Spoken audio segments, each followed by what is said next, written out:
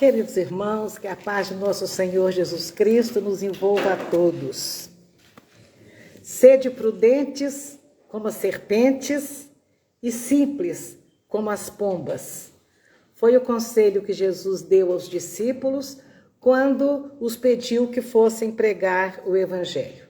Então foi um conselho dado diante da tarefa que eles desempenhariam aí daquela parte adiante.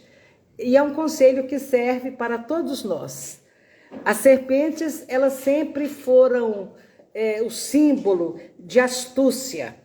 Moisés se refere a isso no livro Gênesis, capítulo 3, versículo 1, dizendo que as serpentes eram a mais astuta de todos os animais que Deus havia criado. E Jesus Cristo nos intui a aprender com a serpente a usar a mesma cautela, porque, segundo consta, nenhum animal é tão rápido, tão ágil para escapar de um perigo. É dessa cautela que nós estamos falando, de escapar dos perigos. E Jesus, nessa passagem, ele não dá importância só à cautela da serpente, não, mas também à sabedoria. E ao nos trazer os exemplos das pombas também, que nós deveríamos ser simples como as pombas, pacíficos como as pombas, é interessante observar que as pombas sempre foram símbolo da paz. Mas quando Jesus usa esta simbologia aqui, ele está nos pedindo que sejamos inofensivos. Quer dizer, que não ofendamos os outros, né?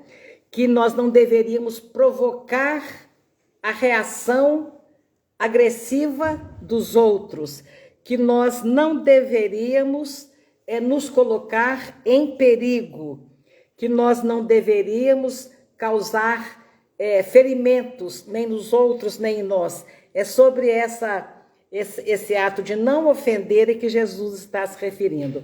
E não inofensivos no sentido de não esboçarmos nenhuma defesa quando formos atacados. Jesus não nos pede que não nos defendamos em momento nenhum. Então, o nosso tema de hoje é esse, a prudência. Em sentido figurado, então, as serpentes são os animais que se cercam de todos os cuidados diante dos perigos, de todos os cuidados diante dos predadores e muita perícia até no ataque que ela faz.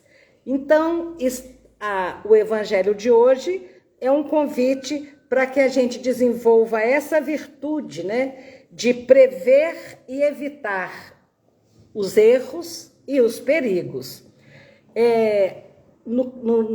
Especificamente no tema de hoje ainda, usando sempre prudência, cautela, precaução, moderação, são virtudes importantíssimas no nosso dia a dia, porque essas virtudes vão nos preparar para não cairmos nas armadilhas do mundo. O mundo está cheio de armadilhas e nós precisamos de aprender a não cairmos nela. Jesus, então, alertava para a gente ter a prudência e a sabedoria da serpente, ou seja, que nós fôssemos discretos nos nossos atos, comedidos nas nossas palavras e sábios nas nossas ações. Não é fácil, não é? Imaginem. Ter essa moderação no falar, a moderação no agir, né? A prudência sempre ali, falar, pensar antes de falar. Tudo isso são coisas que nós seremos capazes de fazer se tivermos muito sintonizados com o alto, mas principalmente se tivermos o hábito de não agirmos sobre a emoção, sobre a impulsividade. Porque somos senhores das palavras que não articularmos e somos escravos de tudo que a gente disser. Então, quando a gente pronuncia uma defesa até, ou uma colocação qualquer, falando de modo errado, ou no momento errado, a gente perde aquela grande oportunidade de depois usar e falar a mesma essência do que teríamos falado antes, porém com mais sabedoria e no momento certo. Porque às vezes nós falamos uma coisa que é até certa, mas o momento é errado. Às vezes nós falamos uma coisa que é até certa, mas usamos o modo errado de expressar. Muitas das vezes as pessoas dizem, não foi o que você falou que ofendeu, foi a maneira que você falou que ofendeu. A palavra leva essa energia, né, que está dentro do nosso coração. Então, da mesma forma, nós podemos pensar em nossas atitudes, né? Sem a necessária prudência, a gente vai errar muitas vezes e vamos nos causar muitas aflições e aflições nos outros também. Muitas vezes vamos arrepender do que a gente fez, da maneira que a gente fez. Então, é interessante observarmos que antes de agir, nós temos várias opções de escolhermos a melhor maneira de agir. Mas depois que a gente agiu, só tem uma opção. Qual é? Ficar calado. É a colheita, né? Depois, antes da gente agir, a gente tem um monte de opção. Depois que a gente agiu, teria preferido ficar quieto, né, Marta? Porque depois que agiu, a gente só tem uma opção, colher o que a gente plantou com aquela ação. Depois que sai, não tem mais jeito. Porque da mesma forma, nós somos levados a sempre observar que assim como somos escravos do que dizemos, também nos tornamos escravos da ação que nós praticarmos, né? Uma ação precipitada, sem a prudência, vai sempre nos causar muito problema. Pensar prudentemente, pensar com prudência. Quando a gente recebe uma ofensa qualquer, quando a gente se sente ofendido de alguma forma, isso pode ter o dom de nos levar a uma exaltação, a um destrambelhamento das nossas emoções. Os autores dizem que quando a gente é ofendido, a maior parte das vezes, a gente perde a perfeita orientação mental. Quer dizer, o nosso raciocínio, os nossos bons propósitos vão tudo por água abaixo quando a gente se deixa levar pela ofensa. E a gente perde a oportunidade de observar a questão pelos vários ângulos, que toda questão tem vários ângulos. Então a gente faz, às vezes, a pessoa nem teve intenção de nos ofender, mas a gente faz uma avaliação perturbada pela emoção do que a gente pensa que o outro falou. É impressionante. Outro dia nós comentávamos, né, entre a fonte emissora de uma palavra e a fonte receptora, ou seja, entre quem fala e quem ouve, tem um abismo enorme, porque às vezes a pessoa fala e não se expressa em todas as nuances da fala. Fala pela metade e a outra metade está na cabeça da pessoa. E a gente quer que a outra pessoa saiba o que está na sua cabeça. Temos muito o que aprender em termos de comunicação, né? Porque além da gente perder essa capacidade de expor claramente o que a situação exige, a gente ainda corre o risco de expor a coisa de uma forma distorcida, corre o risco de ter aquela fala apreciada de uma forma perturbada, e os resultados são sempre danosos, dificultando a livre expressão, às vezes, de uma fraternidade, de uma amizade, de um parentesco, de uma intenção de ser sempre educado, fraterno, terno. Então, temos que tomar muito cuidado com a nossa palavra. pensar refletindo. Isso é diferente. Pensar é uma coisa e refletir é outra. Quando a gente reflete no que está pensando, a gente tem condição de analisar os vários lados de uma questão. Outro dia alguém chegou e me disse: fulano foi super agressivo comigo. Aí eu perguntei: fulano é agressivo só com você? Não, com todo mundo. Então não é pessoal. Então é um problema da pessoa, né? Não é pessoal, não leve isso para o lado pessoal. Então a gente vai ouvir o que devemos ouvir, criando o hábito de ponderar o que está sendo ouvido, pensar. As pessoas que cuidam de uma comunicação fácil, acaba de dar uma instrução e fala assim: você entendeu o que eu pedi? A pessoa entendi, então repete. A pessoa não consegue. Porque ela não prestou atenção. Você entendeu o que você leu? Não, eu não entendi. Então leia de novo. Nós estávamos aqui no sábado atrasado, recebendo umas 300 pessoas ou mais para a reunião de psicografia, e tinha um cartaz de todo o tamanho no alpendre escrito informações. Quando a gente passa pelo corredor, indo lá para o fundo, tinha uma pessoa visitante dizendo para outra: tá difícil aqui, porque todo mundo comprou camisa igual os voluntários. Toda hora que a gente pergunta a alguém uma coisa, fala: não, eu também estou aqui como visitante. E a gente não sabe quem que vai informar alguma coisa. A pessoa que estava falando isso estava sentada debaixo da placa escrito informações.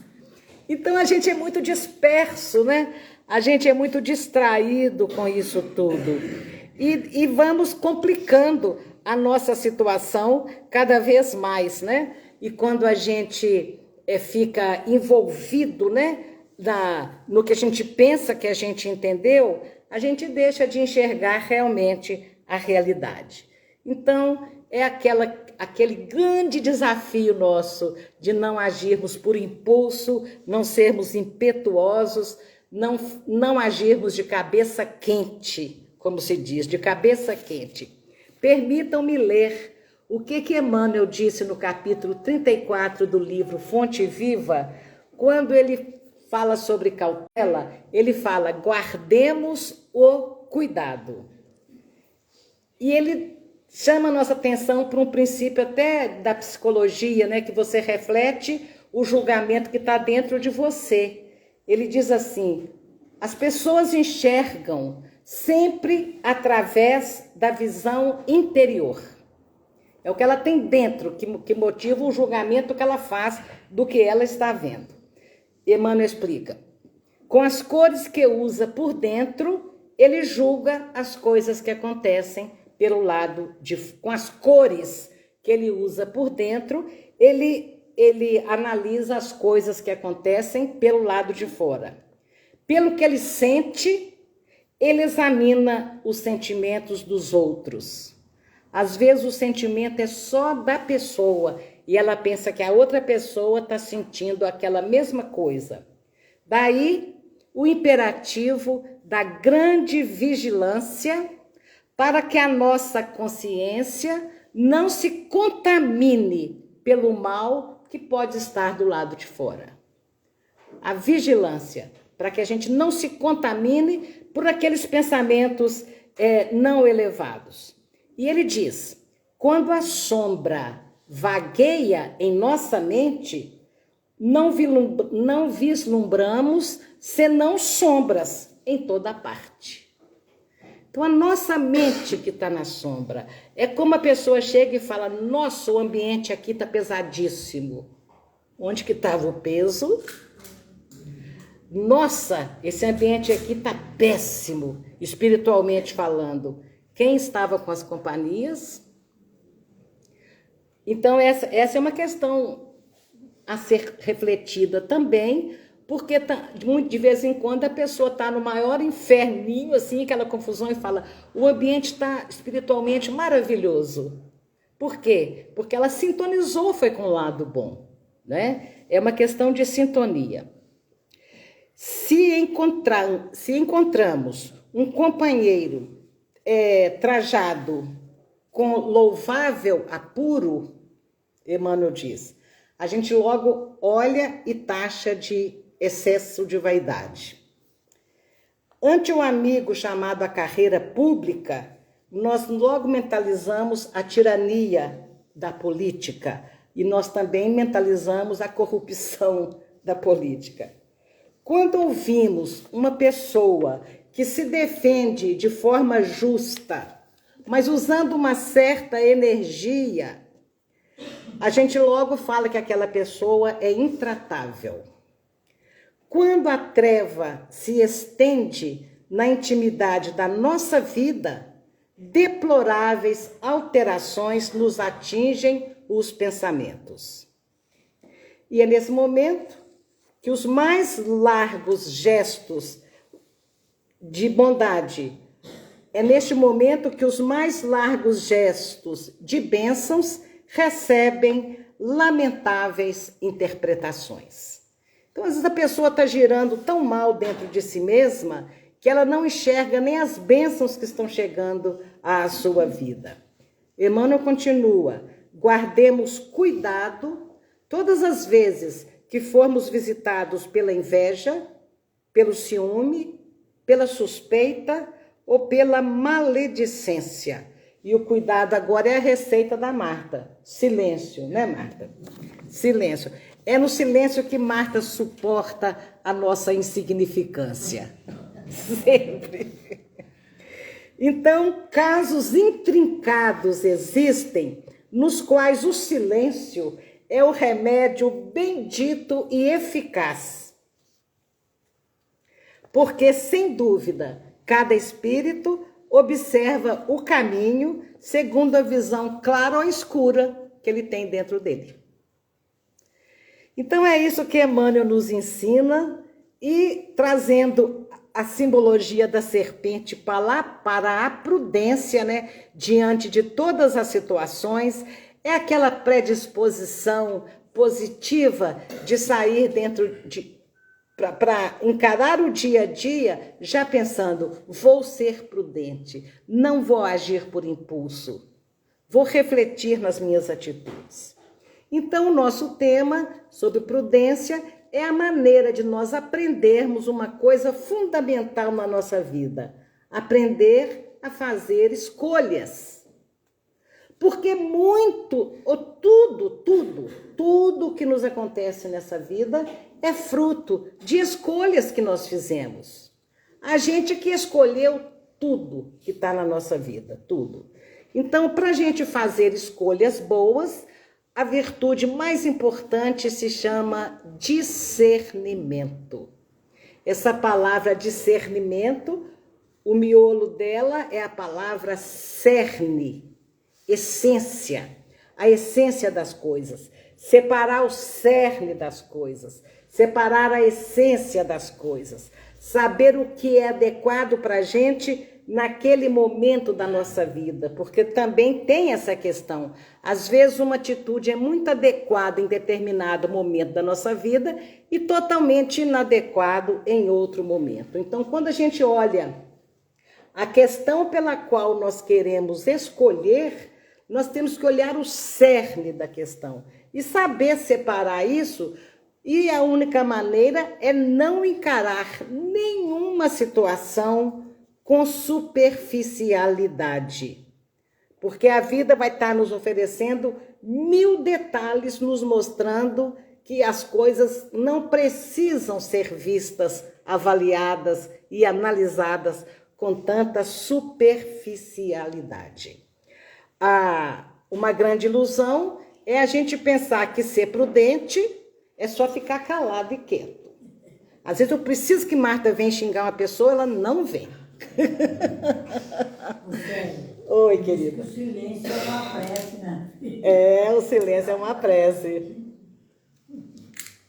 Você tem toda a razão. Agora a gente está falando daquele momento onde a gente precisa tomar uma atitude.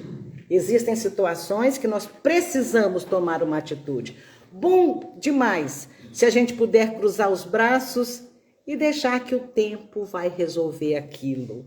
Mas o curso de filosofia que eu estou fazendo, A professora elenca aqui 5 situações que nós devemos levar em conta ao fazermos boas escolhas. E a primeira situação é não pensar que o tempo resolve as coisas. Fingir que nós não temos que tomar nenhuma decisão. Essa é a pior atitude que a gente pode ter. O francês tem não sei francês não, mas essa expressão eu guardei.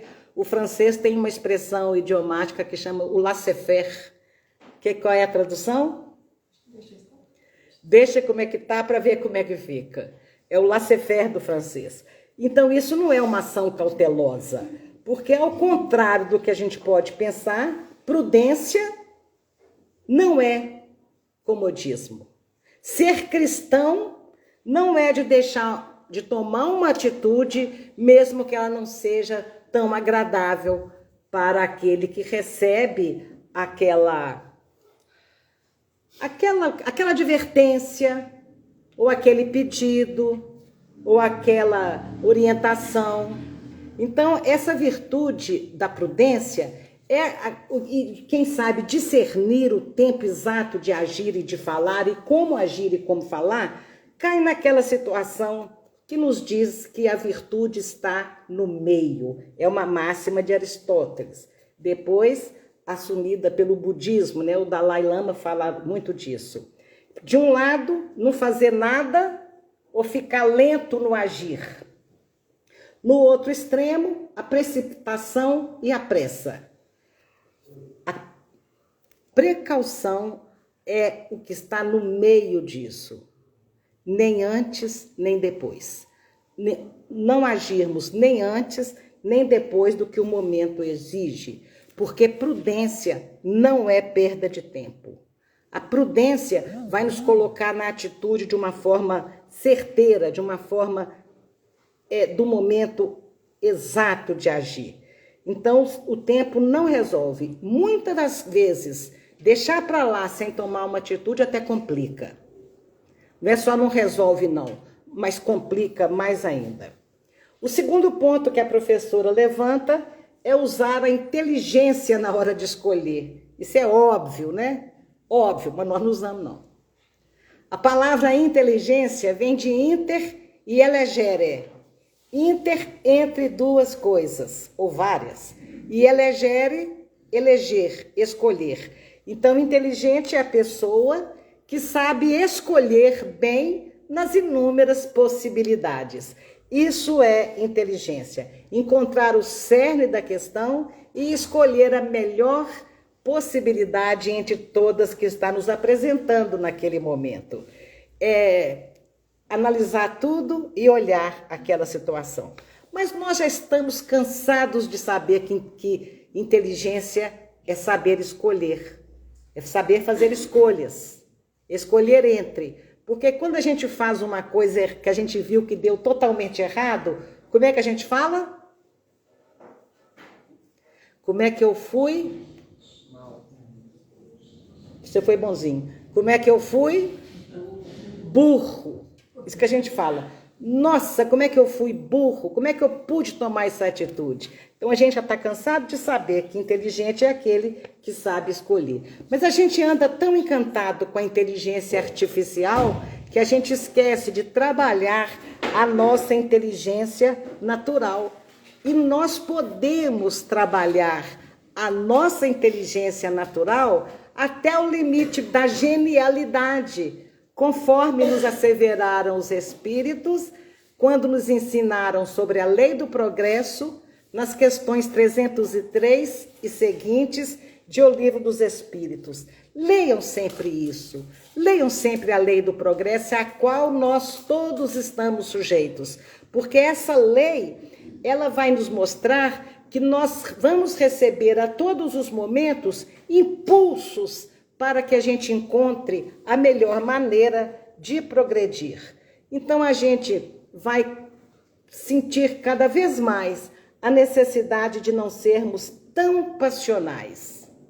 Outra coisa, a gente escolhe fazendo o que a gente quer e não o que deve ser feito.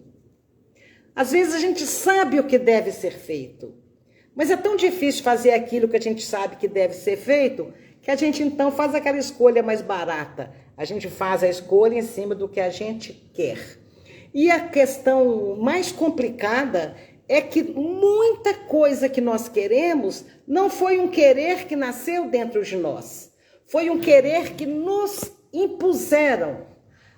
A mídia, a propaganda, o marketing, tem uma belas propagandas que atuam de forma subliminar dentro de nós, nos levando a crer em necessidades que nós absolutamente não temos. E eles têm a maneira sutil de colocar na nossa cabeça que nós precisamos daquilo que eles estão querendo vender.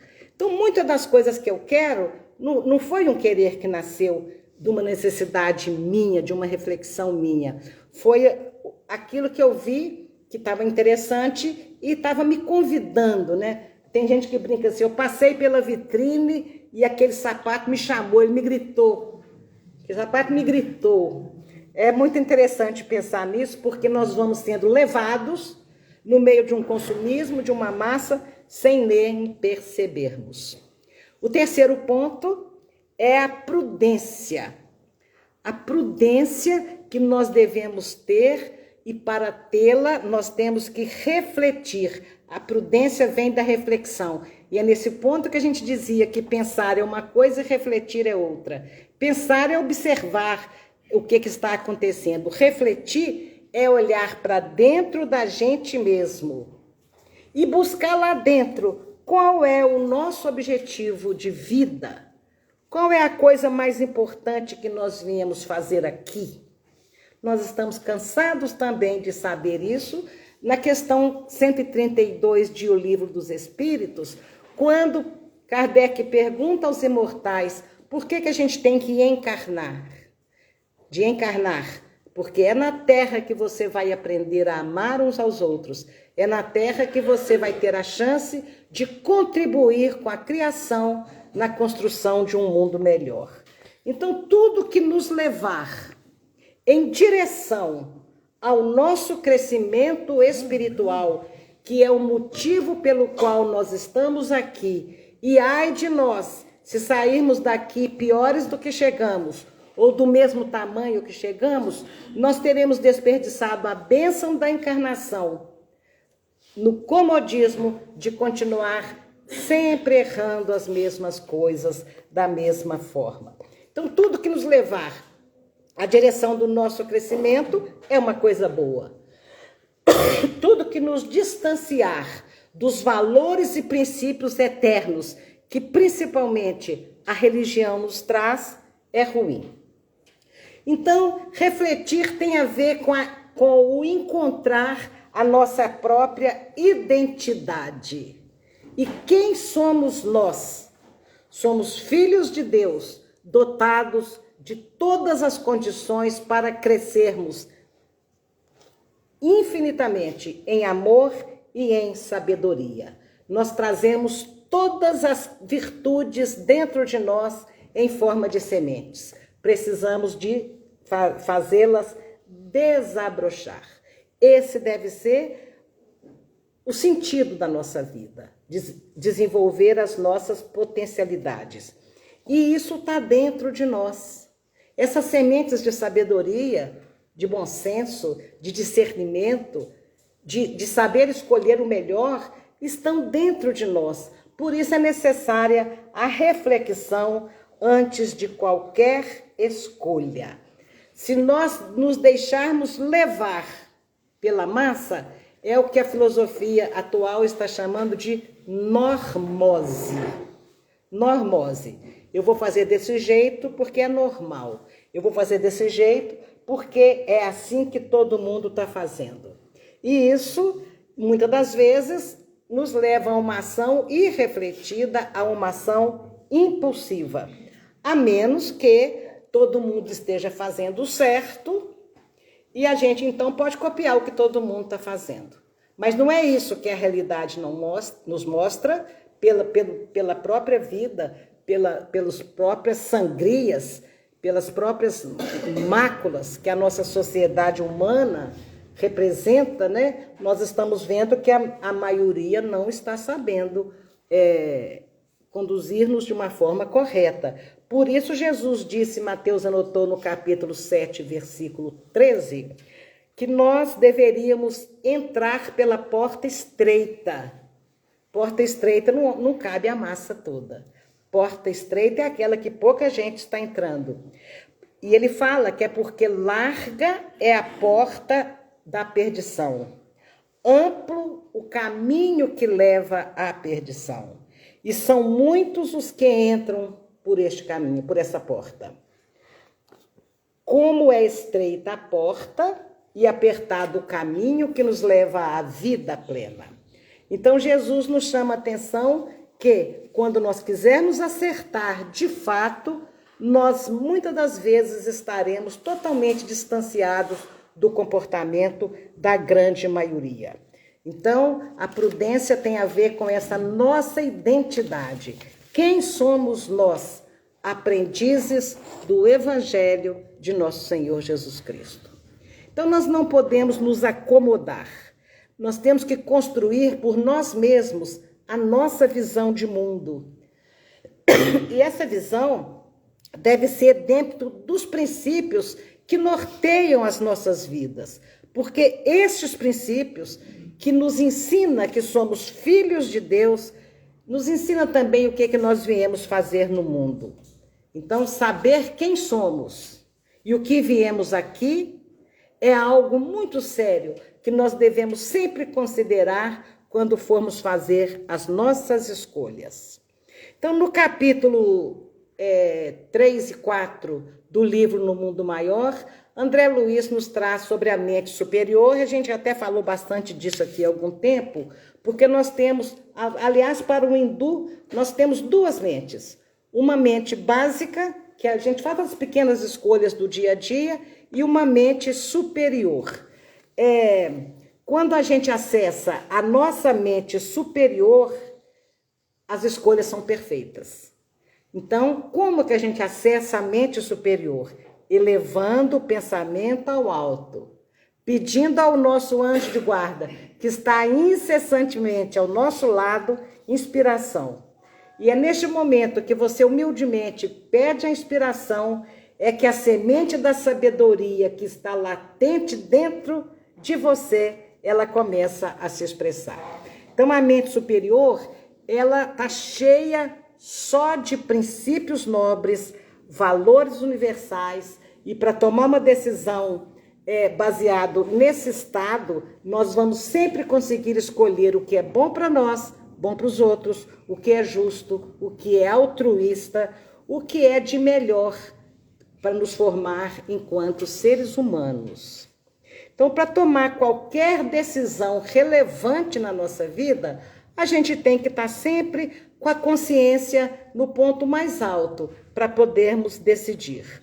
Quando a gente, por exemplo, se você para no seu dia a dia para pensar o que está acontecendo com as famílias ucranianas, o que está acontecendo na Síria, o que está acontecendo com 50 mil crianças e jovens desaparecidos por ano no Brasil, o que está acontecendo com todos esses imigrantes perdidos aí pelo mundo, quando você começa a pensar na dor do outro, a sua mente vai se purificando e vai se elevando.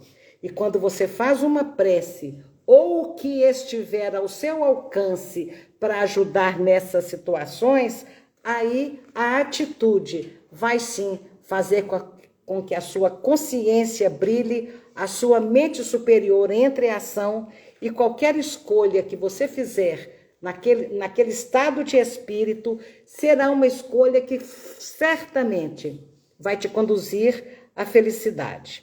Então, nossa vida vai ser maravilhosa o dia que a gente souber fazer escolhas usando os poderes que estão em nós e que se refletem na nossa mente superior.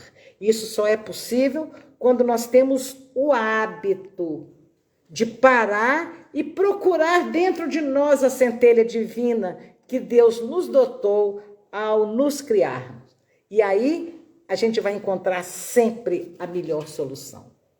Platão foi o modelo de quem não há na magia de cabeça quente, num detalhe que mostra bem como era a atitude dele. Um dia, um funcionário da casa faz uma coisa que nenhum biógrafo diz que coisa é essa, porque o ensinamento ficou tão universalizado que todo mundo foi pesquisar para saber o que o empregado da casa fez para tirar Platão do sério. Mas ninguém sabe o que ele fez. Ele fez algo. E Platão precisava de tomar uma atitude. O que ele faz? Ele sai, vai para a academia, encontra lá um sobrinho e fala, vai lá em casa para mim, você que está de cabeça fria, vai lá em casa para mim e resolve essa questão. Porque no estado de consciência em que eu me encontro, eu não vou conseguir resolver isso sem raiva, sem vingança. Porque às vezes a gente pensa que a gente está fazendo justiça e a gente está vingando. Às vezes a gente pensa que a gente está corrigindo severamente na medida correta e a gente está simplesmente agindo com raiva. Porque nós não nos conhecemos o suficiente. E Platão fala, vai lá e resolve. No estado de consciência que eu estou, não tem como eu pensar. É como quando os pais batiam nos filhos, acreditando neste um excelente processo de educar. Quando eles batiam quando estavam com raiva. Porque se eles esperassem 10 minutinhos a raiva passar, não precisava de espancar. Então batia na raiva. Era um sentimento de raiva.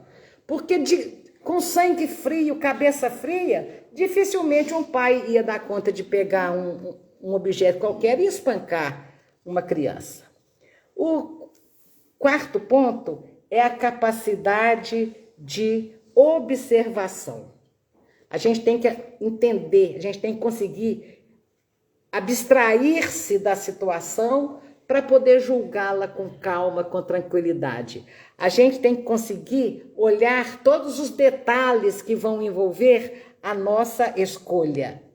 E olhar detalhes da vida é uma coisa que a gente pode se educar. Por exemplo, quando você ouve uma orquestra, uma música clássica, você fica olhando e tentando descobrir qual instrumento que entrou em determinado momento, qual que saiu, né? Quem quiser fazer isso direitinho, vai fazer sexta-feira, lá na igreja de São Judas Tadeu, para um convite que a Sabrina trouxe aqui para o final da reunião. Então, perceber quando entra um instrumento, quando entra outro, perceber quando entra um naipe de voz, quando entra outro. É muito interessante a gente ficar observando aquilo, porque isso vai aguçando e nos educando, depurando a nossa capacidade de percepção. E isso tem a ver com saber olhar uma questão e olhar por todos os ângulos. Porque a gente às vezes olha só por um lado e age em cima daquele lado. Mas a vida é dual, tudo tem dois lados. E é preciso de analisar esses dois lados. A quarta é a capacidade de previsão. Pelas escolhas que a gente fez antes, pelo resultado que a gente colheu, a gente pode olhar a escolha que vamos fazer agora e o que ela vai resultar. Então, está sempre na nossa cabeça, na nossa memória, o passado, a grande contribuição que ele traz, as escolhas que fizemos antes. Temos também o recurso do presente, que nos oferece a oportunidade de observar todos os ângulos da questão. E observando o passado e o que colhemos antes, nós vamos ver aí a nossa capacidade de imaginar, de projetar o que aquela nossa escolha vai ocasionar. Então, nós temos 3 elementos interessantes: memória, atenção e imaginação. Passado, presente e futuro. O quarto ponto é a paciência. Paciência para a gente ver acontecer o resultado da escolha. Porque, às vezes, nós escolhemos com um sentimento de imediatismo. E a gente quer escolher e quer ver o resultado, o fruto excelente naquele momento.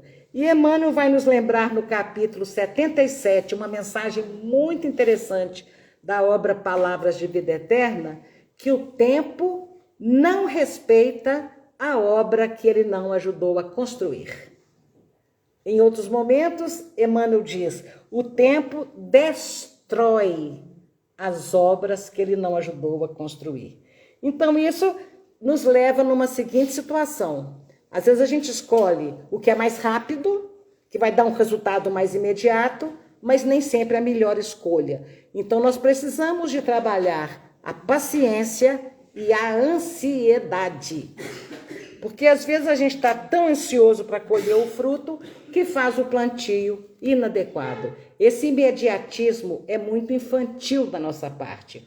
Saber esperar o resultado, saber o tempo certo, que aquilo que a gente está plantando vai frutificar, é uma sabedoria de uma alma que amadurece.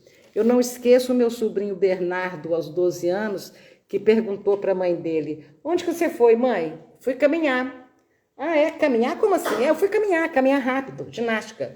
Para quê? Para emagrecer. Aí ele olhou para ela, não adiantou nada. Ele queria que a mãe dele saísse e voltasse com uns 3 quilos a menos. Então, às vezes, a gente faz essa escolha em cima do fugaz, do passageiro, e não do duradouro. E é assim que a gente começa a ter até relacionamentos descartáveis, né? Porque um relacionamento tem que ser construído. Então, você olha aquele relacionamento seu de sociedade, relacionamento afetivo, de um trabalho voluntário junto, você olha qualquer situação onde você teve uma companhia para realizar aquilo e você pensa, não dá ficar com fulano, não dá trabalhar com fulano. E você vai, larga aquilo, descarta aquela pessoa e sai buscando a pessoa ideal. Só que a pessoa ideal também estava buscando a pessoa ideal que não é você. Então, Vinícius de Moraes disse que embora haja muitos... A vida é uma arte de encontros, embora haja tantos desencontros pela vida. Então, a gente vai descartando e perdendo tempo de construir com a ajuda do tempo belas alianças. Belas alianças. E, finalmente, nós vamos... Noninha, eu não vou finalizar hoje, não. Me perdoem, na próxima segunda eu finalizo. Vamos ver. Vamos ver o que vai acontecer. Gostaria muito realmente de apresentar o resto e agradeço, Aninha, desculpe. Então, a paciência para a gente esperar o fruto, né?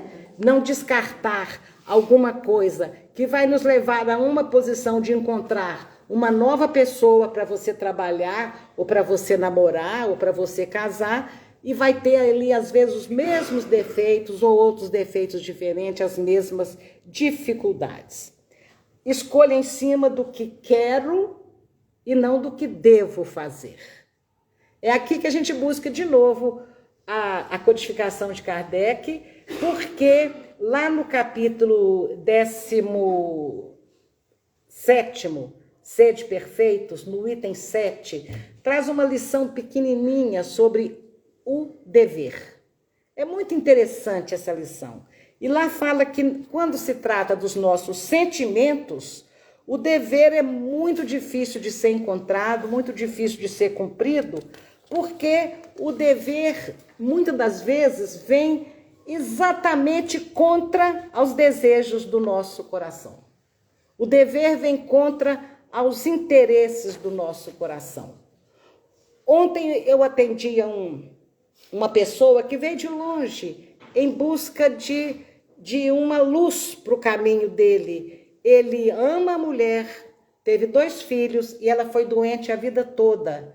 A vida toda ela apresentou sérios distúrbios de personalidade e ele ali tentando, até que apareceu alguém na vida dele, 10 anos mais velha, e ele então se apaixona e vê que ali ele encontrava a alma gêmea. E nós espíritas sabemos, quando encontramos a alma gêmea comprometida e nós também comprometidos, é a vida nos pedindo, por mais que a Rede Globo diga o contrário nas novelas, é a vida nos pedindo disciplina e responsabilidade com o compromisso assumido, porque Emmanuel nos assevera que ninguém é feliz construindo a felicidade em cima do sofrimento dos outros. Que de alguma forma aquilo vai voltar para a pessoa. Então, o dever, muitas das vezes, o dever contraria os desejos mais íntimos do nosso coração. Por quê? Nós estamos entregues ao nosso livre-arbítrio. E quando a gente se julga livre para decidir, é aí que nós estamos mais presos, decidindo de acordo com a grande maioria, decidindo de acordo com o que é mais fácil, decidindo de acordo com o que eu quero e não com o que eu devo. E o livre-arbítrio, na verdade, se bem conduzido, ele deveria ser aquela decisão que nos levasse a observar a nossa consciência. A nossa consciência é aquilo que vai nos guardar das escolhas infelizes. A nossa consciência nos adverte, e quando a gente observa o que está dizendo a nossa consciência, a gente faz uma escolha boa, cumprindo com o nosso dever. E o que é dever? Onde que ele começa e onde que ele termina? O dever começa precisamente no ponto em que ameaçamos a felicidade ou a tranquilidade do outro. Nosso dever começa aí, no momento que a gente ameaça a felicidade e a tranquilidade do outro. E onde que o dever termina? Ele termina no limite que nós não desejamos que o outro ultrapasse na nossa vida.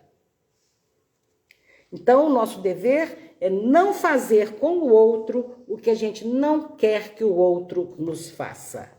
Então, gente, é preciso a gente estar sempre ligado com a nossa consciência, com o nosso coração, refinando o nosso gosto, né? Isso vai nos fazer crescer, vai nos impedir de fazer escolha em cima dos nossos caprichos, vai nos ensinar a distinguir o eu quero do eu devo. Então, o bom senso é o filho do discernimento. E é nas pequenas decisões do dia a dia que a gente vai aprendendo a fazer escolhas acertadas. Se você vai usar a sua mente inferior, por exemplo, para escolher um tomate no supermercado, você vai entrar e vai escolher lá o tomate, o melhor tomate que você quer. Você vai abandonar totalmente o que não tiver muito bom. Chico Xavier não tinha mente prática, não. Ele não tinha mente realista, não. Até a mente dele, das situações do dia a dia, era superior, porque ele foi encontrado comprando tomates, né? E ele, então, escolhe um tomate bom e um meio podre. Escolhe um bom e um meio podre. Quando perguntou, Chico, esse está podre, ele falou, esse não está muito bom não, Chico. Eu sei, mas por que você está escolhendo ele? Para deixar bons também para quem vier depois de mim. Então, ele tinha mente superior até no dia a dia, ele não conseguia agir com a mente do dia a dia, não. E estou falando de escolha boba, de escolher tomate, mas acontece que, lembrando um pensamento, treina-se um soldado para a guerra, é durante a guerra ou é no tempo de paz? É no tempo de paz. Esparta, que vence com que seu exército vence Atenas, não estou defendendo a guerra, mas Esparta treinava os seus soldados o tempo todo, o ano todo. Nós precisamos de treinar as nossas escolhas nas simples coisas. Porque quando chegar no momento de fazermos escolhas cruciais em nossas vidas, porque às vezes, nós todos sabemos disso, uma escolha mal feita de 1 segundo pode nos levar a um despautério de 300, 400 anos. Uma atitude de 1 minuto pode destrambelhar a nossa vida por séculos. Vamos supor, você resolve se matar, você resolve matar o outro, você resolve matar a ilusão do outro, o sonho do outro, a esperança do outro. É 1 segundo que você vai deixar uma alma adoecida atrás de você. E esse adoecimento vai exigir um reajuste num momento qualquer do futuro. Por último, não, por antepenúltimo, já que a Aninha deixou, aproveitar a experiência gerada por acertos e erros anteriores. Voltamos na questão do refletir e a gente vai começar a ver em que momento a gente caiu, em que momento a gente falhou, o que a gente fez, como é que foi a nossa ponderação. Isso dá trabalho, né, gente? Ficar no celular, mexendo com rede social a noite toda é muito mais fácil. Assistir maratona de série é muito mais fácil. Agora, parar e atender o convite de Santo Agostinho na questão 919, que ele diz que quando ele desperta para o seu verdadeiro crescimento espiritual, toda noite ele sentava e avaliava cada atitude. E ali ele chegava à conclusão qual foi boa, qual foi ruim. Então a gente não faz isso não, a gente deita e vê televisão ou vê rede social até dormir. E perde um precioso tempo de avaliar-se, de refletir, de orar para ter um bom dia no dia seguinte, uma boa noite. Aproveitar as experiências dos próprios erros, fala assim, a gente aprende com os erros, mas só se a gente avaliar o erro, ponderar, descobrir e agir diferente. Me lembro sempre de uma história que Simão Pedro contava, dos dois pescadores que alugaram um aviãozinho pequeno e foram pescar. E pescaram muito peixe. Quando chegaram com aquela caixa enorme do peixe para colocar no aviãozinho, o piloto disse, não cabe, não dá, é muito pesado. Não, nós levamos esse tanto ano passado, não foi, compadre? Foi, esse tanto mesmo que a gente pescou, essa caixa cheia. Pode pôr aí. O aviãozinho foi levantando e caiu. Aí um compadre pro outro, viu que nós caímos no mesmo lugar do ano passado?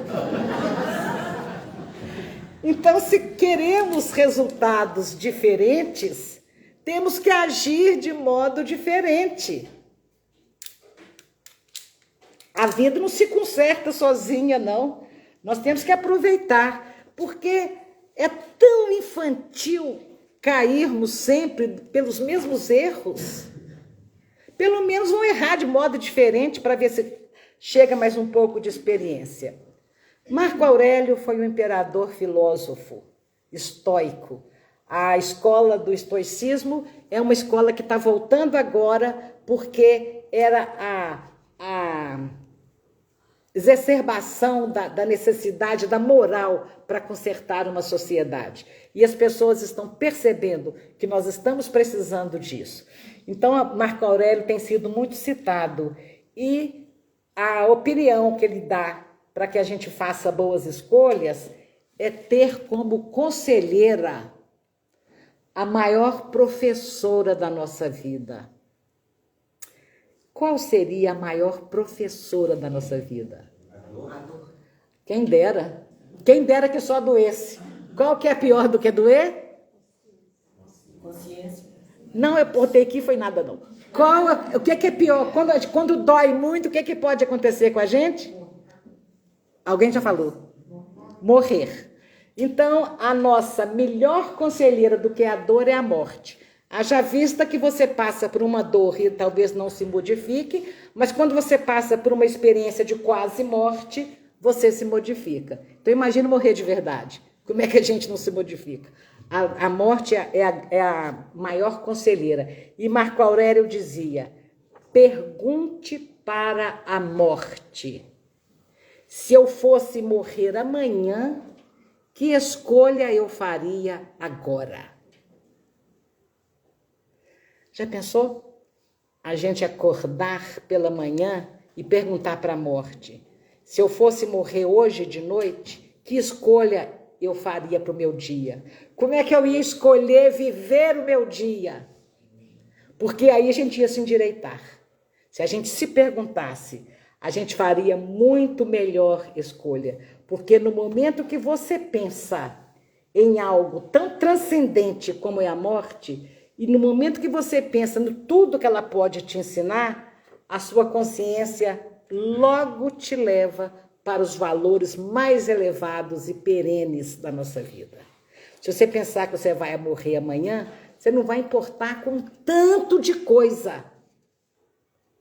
Com um monte de coisa você não vai importar.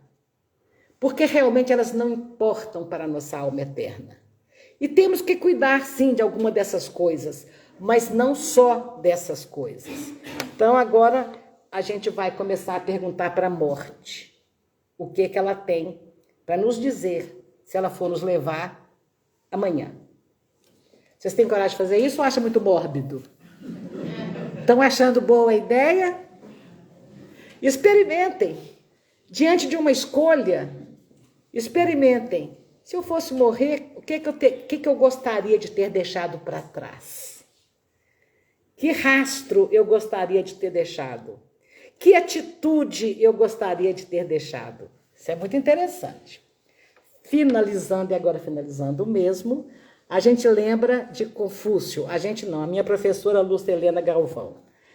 Quando ele ia tratar das questões de nos ensinar como tomar as melhores decisões e fazer as melhores escolhas, ele falou uma coisa que a gente está cansado de saber, mas é bom lembrar. O homem sábio é o que pensa 2 vezes antes de agir. 2 mesmo, porque segundo Confúcio, ele diz, quem pensa uma vez só é imprudente, é impetuoso, é impulsivo. Quem pensa 3 vezes é lerdo, está procrastinando, está adiando. Então, quem pensa 2 vezes está ali, sem perder tempo naquela ponderação exaustiva. E se, e o tempo de agir vai passando. Então, é agir sem adiamento e sem precipitação. Tem uma música que fala um verso parecido com esse, e eu esqueci. Sem perder a hora, é Ana Carolina e seu Jorge. Sem precipitar e nem perder a hora, ela canta. Então, gente, esse é o ideal das nossas escolhas. Essas são as dicas que eu estou aprendendo. Mais do que nunca, estou aqui apenas compartilhando o que eu estou tentando aprender e colocar na minha vida.